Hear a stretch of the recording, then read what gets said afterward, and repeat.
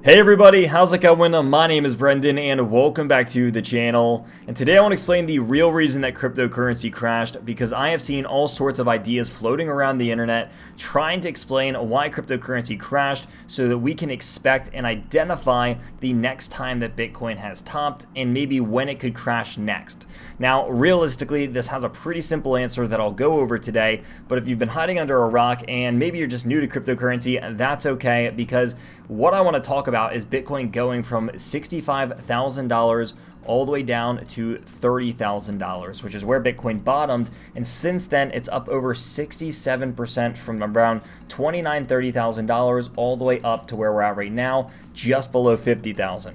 So if any of this sounds interesting, make sure you stick around for the entire length of the video, as there will be important information discussed the entire way through. With that being said, let's go ahead and dive on into this. Now, I want to switch us over to an article before we go more into the chart of Bitcoin, but the real reason that Bitcoin crashed is simpler than you think, because when China decided to ban cryptocurrency miners and really outlaw most other forms of currency as they are trying to usher in their own digital currency, this was pushing Bitcoin out of China. And if you don't know, most of Bitcoin's miners were actually hosted in China.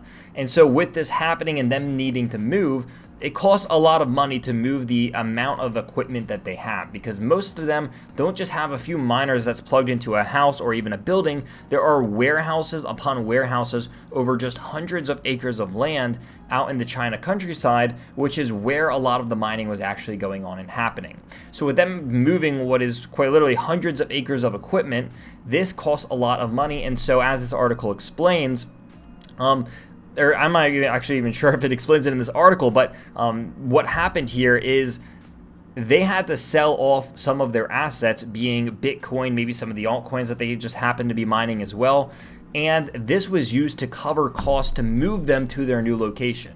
And this makes a lot of sense. So if you are some of the largest Bitcoin mining pools, you are going to have a large cost to move, and you're also going to own a lot of cryptocurrency. So the easiest way to cover your costs as a Bitcoin mining pool or a cryptocurrency mining pool is to sell off some of the very assets that you're mining in order to move from one place to another. And that's exactly what happened here. So with this happening, China getting all of them to move and banning cryptocurrencies and getting these miners out of their country, these miners simply just moved from one location to another, sold off some of their assets to cover their costs, and now that they have done this, you have seen a lot of institutions and these miners all getting back in. The selling is over for the most part, because a lot of them have already moved over the course of 2021.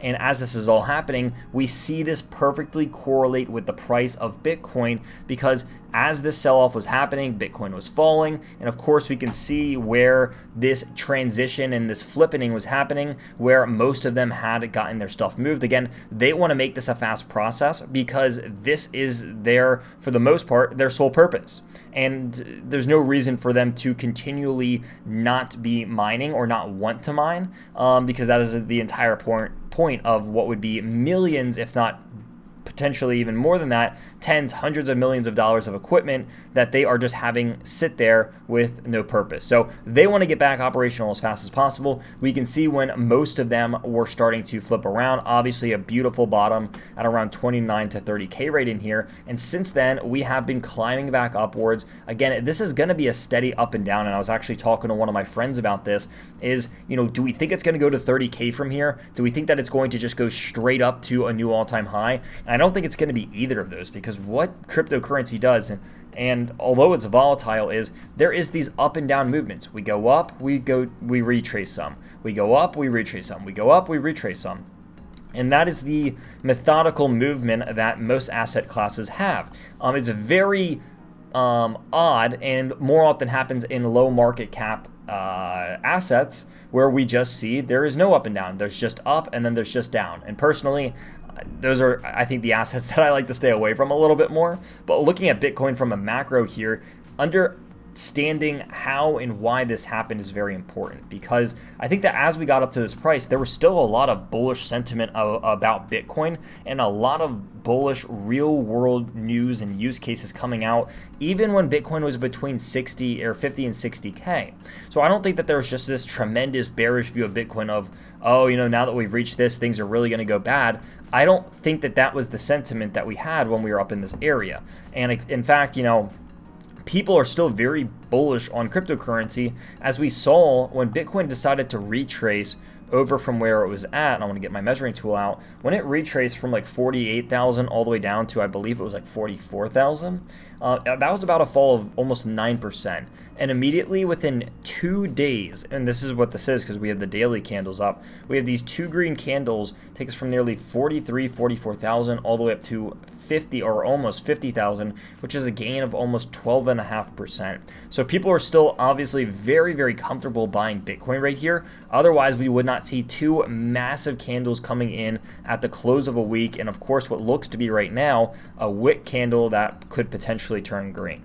So that is my thoughts on Bitcoin for the time being. Hopefully you did enjoy this video and you found this somewhat insightful. I know that the more digging that I did into this, I think that it was a really simple explanation. So it helped me out. I hope it helped you out. If you like this content and want to see more like this, hit the like button, hit the subscribe button, and make sure to drop me a comment in the comment section down below, as I always love interacting with you. And of course, if you want to join the Discord, there's a link to that in the description down below. It's completely free and no strings attached. As always, everyone, thank you for watching, and I will see you all very, very soon.